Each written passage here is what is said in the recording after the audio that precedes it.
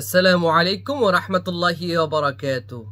আলহামদুলিল্লাহি রাব্বিল আলামিন ওয়াসসালাতু ওয়াসসালামু আলা আশরাফিল আমবিয়া'i ওয়া সাইয়্যিদিল মুরসালিন নবিয়িনা মুহাম্মদ আল আমিন ওয়া আলা আলিহি ওয়া আসহাবিহি আজমাইন। আম্মা বা'দ। أيها الإخوان والأخوات، مرحبا بكم في درس جديد. اليوم إن شاء الله نتعلم من أحاديث رسول صلى الله عليه وسلم من الكتاب المشهور مشكاة المصابيح।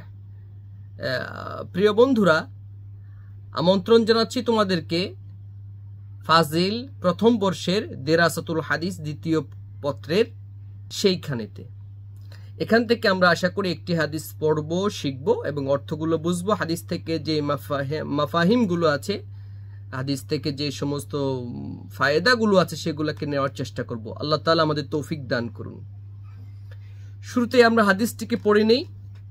عن عبد الله بن مسعود رضي الله تعالى عنه قال قال رسول الله صلى الله عليه وسلم لا يحل دم امرئ مسلم يشهد أن لا إله إلا الله وأني رسول الله إلا بإحدى ثلاث: النفس بالنفس، الثيب الزاني، النفس بالنفس والثيب الزاني، والمارق لدينه التارك للجماعة। মুত্তাফাক আলাইহি। বন্ধুরা, হাদিসটির অর্থ শব্দ শব্দ জেনে নেই। আন হতে বর্ণিত, মানে রুবিয়া আন। আন অর্থাৎ হলো রুবিয়া আন। আব্দুল্লাহ ইবনে মাসউদ, আব্দুল্লাহ ইবনে মাসউদ রাদিয়াল্লাহু তাআলা আনহু থেকে বর্ণিত। ক্বালা, তিনি বলেন, ক্বালা রাসূলুল্লাহ, আল্লাহ রাসূল সাল্লাল্লাহু আলাইহি সাল্লাম বলেছেন, লা ইয়াহিল্লু, বৈধ হবে না দামু মুরইম মুসলিমিন, কোন মুসলিমের রক্ত প্রবাহিত করা। রক্ত বৈধ হবে না, অর্থাৎ তাকে খুন করা বৈধ হবে না, হত্যা করা বৈধ হবে না। কেমন মুসলিম? মুসলিমের বৈশিষ্ট্য হলো ইয়াশহাদু, যে মুসলিমটা সাক্ষ্য দেয়, আন যে, লা ইলাহা ইল্লাল্লাহ, আল্লাহ তাআলা ছাড়া অন্য কোনো ইলাহ নেই, বিধানদাতা নেই, ওয়া আন্নী রাসূলুল্লাহ, এবং আমি আল্লাহর রাসূল, ইল্লা ব্যতীত, বিইহদা সালাস, এই তিনটির কোনো একটি, বি দ্বারা, ইহদা একটি, সালাসিন তিনটির কোনো একটি দ্বারা, তিনটির কোনো একটি কারণ ছাড়া কোনো মুসলিম ব্যক্তির, এমন মুসলিম যে ব্যক্তি সাক্ষ্য দেয় আল্লাহ তাআলা ছাড়া অন্য কোনো ইলাহ নেই, বিধানদাতা নেই, এবং আমি আল্লাহর রাসূল, এমন ব্যক্তির রক্তপাত বৈধ হবে না, তাকে হত্যা করা বৈধ হবে না। কি সেটা? আন-নাফসু বিন-নাফসি, প্রাণের বিনিময়ে প্রাণদণ্ড। কোনো ব্যক্তি কাউকে খুন করেছে, তার বিনিময়ে তাকে খুন করা। ওয়াস-সাইয়্যিবুজ জানি, ওয়াস-সাইয়্যিব বিবাহিত, এবং সাইয়্যিব বলা হয় মূলত ইতিপূর্বে যে যৌন সঙ্গ অবলম্বন করেছে, ইতিপূর্বে যে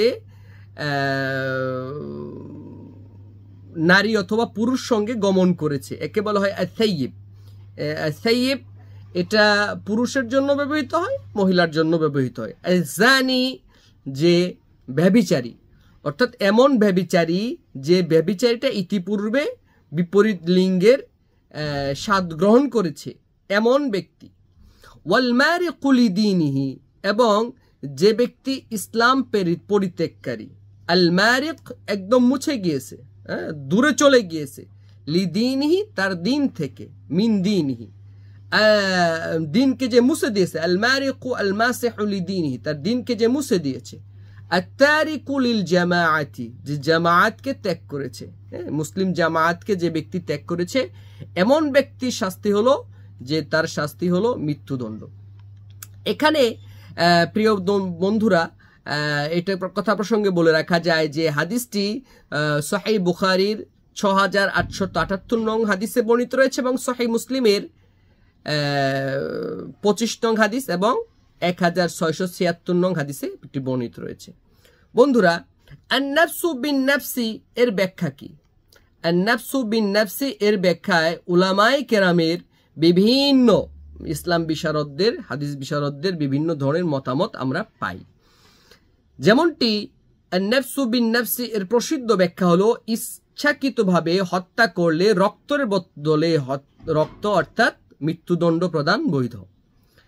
ইমাম এক্ষেত্রে বিজ্ঞ আলেমদের, ইসলাম গবেষকদের, মুসলিম যারা ইতিপূর্বে সালফে সালিহিন তাদের বিভিন্ন মতামত আমরা দেখতে পাই গবেষকদের, যেমনটি ইমাম শাফিঈ, ইমাম মালিক, ইমাম আহমদ রাহিমাহুমুল্লাহ ইত্যাদির মতে, তাদের মতে যে হত্যাকারী এবং নিহত ব্যক্তি, হত্যাকারী এবং নিহত এই ব্যক্তি দুজন আজাদ বা স্বাধীন হওয়ার সাথে কিসাসের হুকুমটা খাস।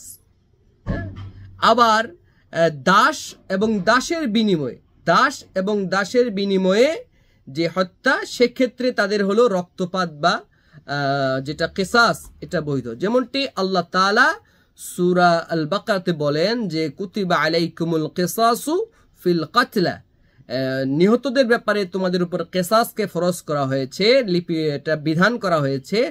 আল হুররু বিল হুররি, স্বাধীন ব্যক্তির বিনিময়ে স্বাধীন ব্যক্তিকে মৃত্যুদণ্ড দেওয়া হবে। ওয়াল আবদু বিল আবিদি, দাসের বদলে দাসকে মৃত্যুদণ্ড দেওয়া হবে। ওয়াল উনসা বিল উনসা, নারীর বিনিময়ে নারীকে, পুরুষ ইত্যাদি থেকে বোঝা যায় পুরুষের বিনিময়ে পুরুষ। তো সুতরাং আয়াত থেকে যে মাফহুম, আয়াতের যে বুঝ, সেক্ষেত্রে দেখা যাচ্ছে যে আজাদ ব্যক্তিকে, স্বাধীন ব্যক্তিকে গোলাম অর্থাৎ দাসের বিনিময়ে হত্যা করা যাবে না, বরং সেক্ষেত্রে দিয়াত বা মুক্তিপণ গ্রহণ করা হবে। তেমনিভাবে পুরুষকে নারীর বিনিময়ে হত্যা করা যাবে না, নারীকে পুরুষের বিনিময়ে হত্যা করা যাবে না। এক্ষেত্রে যেটা হবে সেটা হলো দিয়াত তথা মুক্তিপণ। ইমাম আজম রাহিমাহুল্লাহ এর মতে, ওনার যে গবেষণা সেক্ষেত্রে এসেছে, যে ব্যক্তি স্বাধীন, যেভাবে স্বাধীন ব্যক্তির বিনিময়ে দাসকে হত্যা করা হয় এবং পুরুষের বিনিময়ে নারীকে হত্যা করা হয়, ঠিক তেমনিভাবে গোলামের বিনিময়ে স্বাধীন ব্যক্তিকে, নারীর বিনিময়ে পুরুষকে হত্যা করা হবে। মুসলমানকে জিম্মির বিনিময়ে হত্যা করা হবে। কারণ এটি হলো যে যেমনটি আমরা অন্যত্র সূরা আল মাইদাতে দেখতে পাই যে ওয়াকাতাবনা আলাইহিম ফিহা, ইতিপূর্বের যে তাওরাত ছিল, সে তাওরাতের মধ্যে বিধান ছিল আন্নান নাফসা বিন নাফসি, মানুষের আত্মার বিনিময়ে আত্মাকে বিনিময়, আত্মার বিনিময়ে আত্মা। আত্মাটা কি দাসের নাকি আত্মাটা স্বাধীন ব্যক্তির, এটা ব্যতিক্রম হয় না। এবং সেখানে আরো আছে ওয়াল আইনা বিল আইনি, চোখের বিনিময়ে চোখ। স্বাধীন ব্যক্তি দাসের চোখকে নষ্ট করে দিয়েছে, বিনিময়ে দাসও স্বাধীন ব্যক্তির চোখকে নষ্ট করে দেবে, এটাই সাধারণ নিয়ম। এবং আল্লাহ তাআলা সূরার শুরুতে বলে দিয়েছেন যে কুতিবা আলাইকুমুল কিসাসু ফিল কাতলা, তোমাদের উপর এই হত্যাকাণ্ডের উপরে কিসাস বিধানকে দেওয়া হয়েছে। তো আল হুররু বিল হুররি, আয়াতের মধ্যে যে স্বাধীন ব্যক্তিকে স্বাধীন ব্যক্তির বেলায়, দাসকে দাসের ব্যক্তি বেলায় প্রাণদণ্ড দিতে বলা হয়েছে, এটি একটি বিশেষ একটি ঘটনার মধ্যে রয়েছে, যেখানে ওই ঘটনার সঙ্গেই খাস। এটা হলো কারণটা হলো যে ইসলাম পূর্ব যুগে আরবের দুই গোত্রের মধ্যে যুদ্ধ হয়, উভয় পক্ষের গোলাম, আজাদ, স্বাধীন, দাস ইত্যাদি নারী পুরুষ বহুত মানুষ নিহত হয়।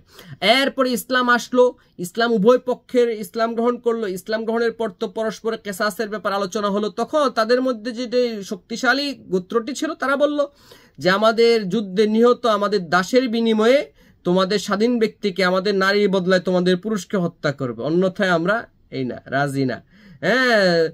এই অন্যায়কে প্রতিরোধ করার জন্য আল্লাহ তাআলা এইখানে সূরা আল বাকারার যে আয়াত সেটি অবতীর্ণ করেছেন যে আন-নাফসু বিন-নাফসি, হলো যে আল হুররু বিল হুররি, তোমাদের থেকে তারা যারা স্বাধীন মানুষকে হত্যা করেছিল, বিনিময়ে স্বাধীনদেরকে তোমরা মেরে ফেলবা, মৃত্যুদণ্ড পেতে পারে।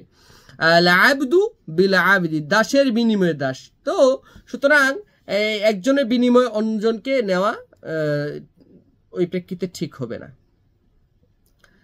আর সূরা আল মাইদার মধ্যে যেটি আন-নাফসু বিন নাফসি যেটি বলা হয়েছে সূরা আল মাইদার 45 নং আয়াতে, সেটি হলো যে এটা একটা আম, এটা হলো আম। না হলে তো এই স্বাধীন ব্যক্তি সীমাহীন অবাধ্য হয়ে যাবে, সে ধনাঢ্য হলে সে দাসকে হত্যা করবে তুচ্ছ কারণে, আর বিনিময়ে সে দিয়াত বা রক্তপণ দিয়ে মুক্তি হয়ে যাবে, যেটা ইসলাম কখনো সমর্থন করে না। এই ধরনের এই কাজকে ইসলাম কখনো সমর্থন করে না। তো প্রিয় বন্ধুরা, আমরা এখান থেকে জানতে পারলাম যে নাফসু বিন নাফসি এর ব্যাখ্যা। এবং আস-সাইবু আজ-জানি, আস-সাইবু জানি বিবাহিত সজ্ঞানে প্রাপ্তবয়স্কা বিবাহিতা বা ইতিপূর্বে নারীর সঙ্গে পুরুষ সঙ্গে গিয়েছে এমন পুরুষ বা নারী, এরা যদি ব্যভিচারে লিপ্ত হয় তখন এদেরকে রজম বা পাথর নিক্ষেপ করে মৃত্যুদণ্ড দেওয়া হবে। রজম যেহেতু একটি কঠিন শাস্তি, এ ব্যাপারে কিছু শর্ত আছে, যেটা আমরা জানি, পরবর্তীতে আলোচনা করা হবে ইনশাআল্লাহ। আর মুরতাদের শাস্তি কি? আমাদের যুগে মুরতাদের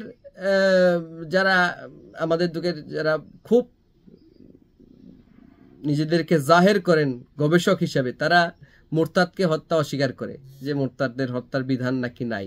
কিন্তু কোরআনে তারা বলে যে লা ইকরাহা ফিদ্দীন, দিনের মধ্যে কোনো জোর জবরদস্তি নাই, তবে যদি কোনো ব্যক্তি মুরতাদ হয়ে যায় তাকে হত্যা করা হবে না, এটা তাদের কথা।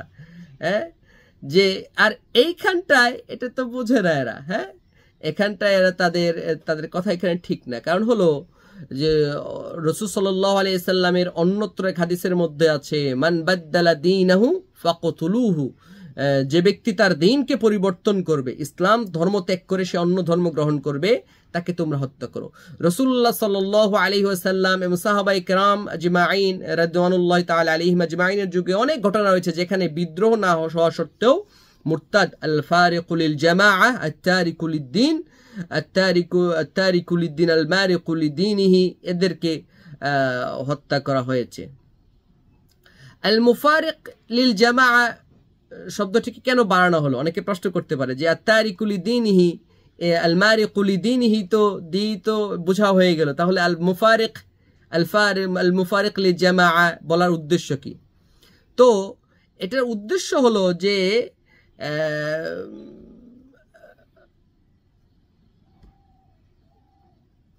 মুরতাদ হলো দুই প্রকার। প্রথম প্রকার মুরতাদ হলো যারা খোলাখুলি ইসলামকে ত্যাগ করেছে এবং বলে যে আমি ইসলামে থাকতেছি না, সেটা ওপেন খোলাখুলি বলে ফেলে, আমি খ্রিস্টান ধর্ম গ্রহণ করবে, সেই ইসলাম ইহুদি ধর্ম গ্রহণ করবে বা অন্য ধর্ম গ্রহণ করবে এবং মোরতাদ হওয়ার পর নিজেকে মুসলিম স্বীকার করে না। দ্বিতীয় প্রকারের মোরতাদ হলো যারা দ্বীনের মধ্যে থেকে, ইসলামের মধ্যে থেকে ইসলামের জরুরিয়ত যে সমস্ত বিষয় সেগুলোকে সে অস্বীকার করে। সে নামাজ আদায় করতে হবে না আমাকে, তাতে কি হয়েছে, আমি তো মুসলমান আছি, বা শরীয়তকে চায় না, ইসলামী শরীয়ত সে মানতে চায় না, ইসলামের বেসিক মৌলিক যে সমস্ত বিষয় সেগুলাকে সে অস্বীকার করে, যেমন কাদিয়ানীরা। তো এরা নিজেদেরকে যদিও মুসলিম হিসেবে দাবি করে কিন্তু মূলত এরা মুসলিম নয়, তারা ইসলামের গণ্ডি বহির্ভূত এবং এরা কখনো বলে না যে আমরা মুসলিমদের থেকে বেরিয়ে গেছি। তাহলে যদি আত-তারিকু লিদ-দ্বীনি যদি শুধু বলা হতো আল মুফারিক লিল জামাআহ এর শর্ত যদি লাগাতে হতো, তাহলে প্রথম প্রকারের মুরতাদ এর অন্তর্ভুক্ত হতো, দ্বিতীয় প্রকারের মুরতাদ অন্তর্ভুক্ত হতো না, কারণ সে তো আল মুফারিক লিল জামাআহ জামাআতিল মুসলিমিন, মুসলিমদের যে জামায়াত আছে মুসলমানদের, সেটাকে সে ত্যাগ করেছে, কিন্তু এখানে সে এটাকে বলতেছে না। সুতরাং যে ধরনের মুরতাদি হোক না কেন, সেটা বোঝানোর জন্য, যে ধরনের মুরতাদি হোক না কেন, চাই সেটা সে তার ইরতেদাদ, তার ইসলাম থেকে বেরিয়ে যাওয়াটা সে প্রকাশ করুক বা না করুক, উভয়টার মধ্যে এটার হয়ে যাবে, এটার বিধানের মধ্যে চলে আসবে। আল্লাহ তাআলা আমাদেরকে কথাগুলিকে বোঝার জন্য তৌফিক দান করুন, আমাদেরকে এই হাদিসগুলোকে খুব কঠিনভাবে মানার জন্য তৌফিক দান করুন, কারণ মুসলিমের রক্তপাত এটা খুব পবিত্র জিনিস এবং ঈমান থেকে বেরিয়ে যাওয়াটাও অনেক কঠিন বড় অপরাধ। আল্লাহ তাআলা এই সমস্ত অপরাধ থেকে আমাদের সব সময়কে হেফাজত রাখুন। সুবহানাকাল্লাহুম্মা ওয়া বিহামদিকা আশহাদু আল্লা ইলাহা ইল্লা আনতা আস্তাগফিরুকা ওয়া আতুবু ইলাইক। দেখা হবে পরবর্তী আরেকটি ক্লাসে। আসসালামু আলাইকুম ওয়া রাহমাতুল্লাহি ওয়া বারাকাতুহু।